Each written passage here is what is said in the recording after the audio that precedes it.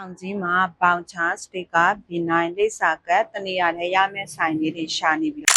ဓာတ်ရပါပြီဒါစတေကာလေးပါသူကဓာတ်ရကောပါပြီးသားဖြစ်တဲ့အတွက်အသင့်ကတ်ပြီးသုံးလို့ရပါတယ်ရှင်သူ့ကိုဘူးလေးမှာကတ်ချင်တယ်ဆိုရင်အသင့်ဒီလိုလေးခွာလို့ရတယ်ခွာပြီးတော့ကိုယ့်ရဲ့ဘူးလေးမှာကတ်ချင်တဲ့နေရာလေးမှာဒီလိုလေးကတ်လို့ရပါတယ်ရှင်ကိုယ့်ရဲ့ပစ္စည်းတွေမှာရေဆိုခံစတစ်ကာလေးတွေလပပလေးတွေလိုချင်တယ်ဆိုရင်မှာယူလို့ရပါတယ်ရှင်ပြီးတော့အဲ့လိုပဲစတစ်ကာလေးတွေမှာယူလို့ရသလိုနောက်သူ့ရဲ့လိပ်စာကတ်လေး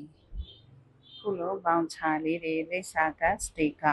ဒီနိုင်ပေါ့ကိုလုပ်ငန်းအတွက်တနေရာထဲမှာအားလုံးမှာယူလို့ရပါတယ်ရှင်အခုမှာလာတဲ့ဟာလေးဆိုရင်ဘောင်ချ10အုပ်လိပ်စာကတ်100စတစ်ကာအခုရေပေါင်း3000ပေါ့နော်ဒါတရက်ထဲနဲ့အပြီးတစ်ခါတည်း